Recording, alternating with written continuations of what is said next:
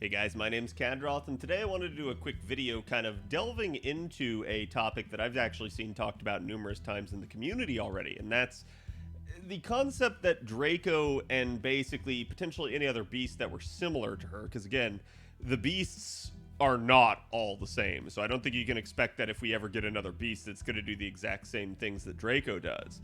But the potential that they may have screwed up a little bit with how strong they've made one of these units.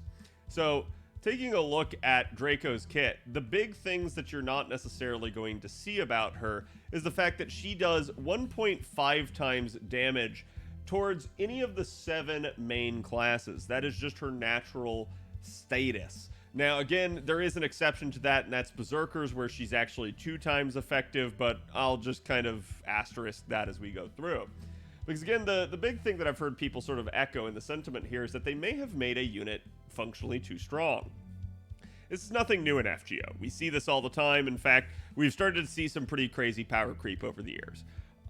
We've just, for instance, seen Tiamat come out here that has basically the ability to Black Grail loop and essentially out-damage even units like Melisande that have been out for a while now as well. So, again, seeing new damage boundaries get pushed is not that crazy of a thing, but at least when it comes to Draco, we now have a unit that's kind of almost too effective. She's good against the 7 main classes just like a Berserker would be, and she also deals the 1.5 times damage, but again, unlike a Berserker, she doesn't really have the downside. The only issue that she's going to have is she doesn't really do good against the extra classes, and that is going to be her major foil, so you might be expecting to see more extra classes coming into the game as far as, again, bosses and enemies go, but we've already actually kind of seen that over the years. Bosses in particular are probably our most frequent things that are extra classes. It's more like your farming nodes that you don't actually see the extra classes for. So again, taking a look at Draco's numbers here, I've actually gone through and kind of sorted a lot of the sheet here in the NP damage sheet, by NP1 numbers, just kind of give you guys a brief idea. Now, again, I'm going to preface this by saying, keep in mind that this sheet is not like gospel. You don't need to sit here and be like, oh wow, one unit is stronger than another unit. That's a huge issue. But I am going to kind of make a point here with this and show you that, again, at just NP1, and remember, these are neutral units with only her, neutral numbers, with only her actual buffs, her self buffs applied. She's coming in at around 40k here. Now, again, that would actually be not that crazy in its own right, but remember, that's just pure neutral. So you could take pretty much all of these numbers and multiply them by 1.5, and that would be her actual true raw number against, most of the game in which she is effective against.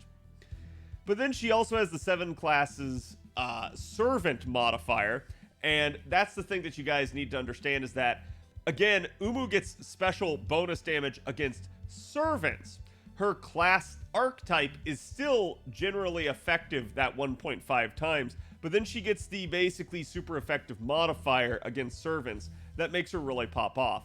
And so the big thing I'm going to tell you guys right here is this number, this NP1 number against servants, applies to all of the 7 main classes, except Berserker, in which case it's even harder. And this is neutral. So you still get to apply 1.5 times on this. Now again, that's going to come out to something around like 89,000 neutral damage. Effective damage, okay? So if we wanted to sort of back that out, that means that on this spreadsheet, we could take this number, this 89k here, and we can basically divide this by 2. In doing that, we're actually going to find out what the raw neutral damage is that an effective unit would be in order to actually exceed her damage. And that's going to actually end up being, essentially here, something like 44.7k. Again, nothing too crazy, and these are just rough estimates here.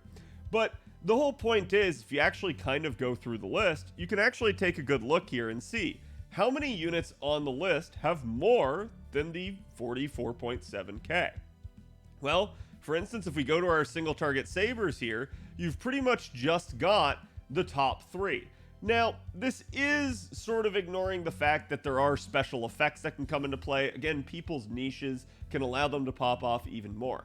You can also, for instance, in certain cases, like, say, again, Julius Caesar, have NP5 of him, and then proceed to actually get all of his attack up procs, and have him do some crazy damage down here at, again, sorry, just so you can see it right there, about 79k, right? So that in and of itself is actually crazy, but odds are you're not going to get all those procs anyways. Still, I think it's actually pretty interesting to denote just how much stronger this will be. And the Sabers are actually a class that for a long time here, we've kind of known have just always been heavy hitters.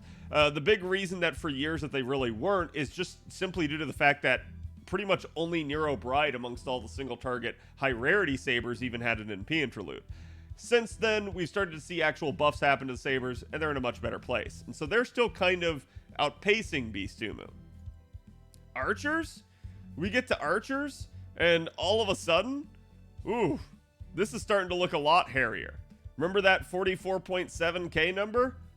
Yeah, only Emiya is going to exceed that. In fact, in a weird way, we can make an argument that number 2 on this list isn't Tomoe. It's actually Gil down here with his weak to Intima Elish. So, again, remember, each one of these units is 2 times effective. So, that's going to be able to be multiplied by 2 times, and then you're going to be like, oh, okay, hey, here you go. That's going to be Gilgamesh basically punching above Beastumu's weight there. But, yeah, we definitely have a major issue with the overall balance of our Archer class, and I actually made a video for Squirtoria talking about this. Basically kind of denoting the fact that almost all of our single target archers need upgrades because they're actually just getting hard power creeped at this point by not only units of other classes, but even their own class AoEs within their own class are beginning to catch up to them. And that's becoming a little bit of an issue. Actually, if we end up going to Lancer category here, you can definitely see some much better numbers. In fact, overall, the Lancers seem to be better taken care of. They're pretty much all over the top of this. And remember, there are still going to be units that are going to scale really well with proper supports, but you can't make that argument and then not make the argument in favor of Draco as well. Draco can also be supported with the proper supports, even stuff like Black Grail, because her card performance is really good, and you might just be able to have her just kind of sit there and loop over the top of someone. So it does become a concern when you have an arts unit that's just really refundable and deals this much damage. Really, this is the problem that they run into, is certain units are just going to get kind of outpaced. So in a weird way, we can make the argument that someone like Draco is just really good to have from the standpoint that, yeah, all of a sudden, she's just probably the best bang for your buck. She is going to be a absolute boss killer for you unless you're going up against an extra class. And it's kind of nutty that they have made such a one-size-fits-all solution. I actually have talked about this before with units like Space Ishtar, or even again later on Melisson, but like, I feel like they can make units strong, but they should never make a unit that's so strong that it kind of just precludes a lot of the other options. Now, again, there's nothing stopping you from, say, using, again, someone lower on the list for your Lancers, right? But that is kind of an issue. And even with someone like Melisson in here, the numbers don't necessarily tell the truth here. You have someone like Melisson who will appear lower on the damage scale, but the real problem that Melisson has is because she's able to touch Black Grail, because she's able to go between single target and AoE, because she's got an overcharge effect that just scales up for 3 turns, she just hits really hard over time in the proper system. So you have a unit like Melisson basically outpacing most of your single target Lancers as well. So you almost have the same issue that the Archers have now with the Lancer category. Look at the Riders. You definitely have a unit like Ozzy that's now gotten quite a bit of attention and is definitely doing really solid. You have Maid Alter, who's still hitting strong after all these years, especially in the Reloaded memes. But realistically speaking, yeah, we're pretty much looking at the cutoff being right here below Shikibu. Ketz has needed a buff for a long time. Nemo's got a lot of scalability because he's got niches, but yeah, there's going to be some pretty hard fall off other than that. And again, like I said, even if you can get close, it's still probably worth using the unit because of all the upside of it. But yeah, this has got definitely kind of a concern that we have. Looking at your casters, casters are a lot more anemic. We've kind of known this for a while. You guys could expect that of both the casters and the assassins when I get to them. But again, taking a look at that, Beast Umu would fall pretty much right in here. So pretty much as your third highest damage dealer amongst the casters. And again, like I said, units will scale differently with different buffs, so it's not exactly accurate. But it's still a good rough estimate to give you guys an idea of just how good and how widely applicable someone like Draco is. Similarly, looking at the assassin category here, again, we've actually seen quite a bit of buffs in the assassin category. I think the devs have sort of made it their pet project to make a lot of the assassins better. They're probably one of the most buffed classes in the game at this point, just because of just how many of them have gotten upgrades in order to try and help their overall damage output. I think the devs kind of realized after the fact that their concepts for the assassins were maybe not overall the best, but still, it is what it is.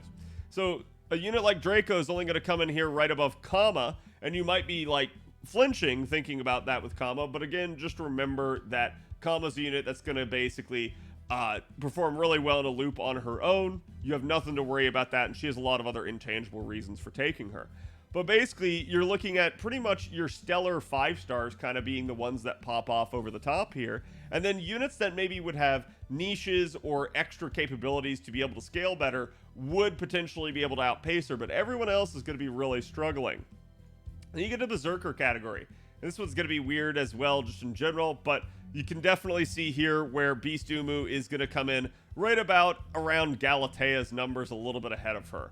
So there's a lot more berserkers here ahead of her on this list, but still definitely kind of wacky. And again, these are still neutral numbers for the berserkers as well.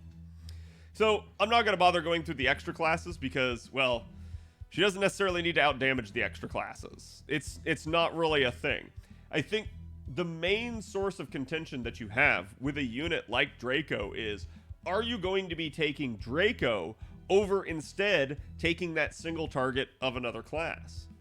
And that's why I'm saying they've made a unit so strong that really, in good faith, as a content creator, I can't not recommend her to you. She straight up is so good that you could basically take her and your single target needs would largely be met for a long time outside of needing something to deal with the extra classes. And that's kind of nutty. So again, I don't expect every beast to be as good as her or to function like her, but I do think they may have overstepped just a little. Let me know what you guys think. I'll be curious to hear your comments below. Again, I'm sure people are going to find flaws with my logic here, but I think this is at least a decently fair assessment of where she stands. She comes in roughly around like 3rd to 7th on every class, and if it's 7th, that's not so bad, but if it's 3rd in every class, that's a little bit more of an issue. And I don't think you should ever see a scenario where she's actually topping the charge, which she was pretty close to with the archers. So, again, thank you guys for watching. I hope you guys enjoyed, and I'll see you guys for the next one. Have a good one.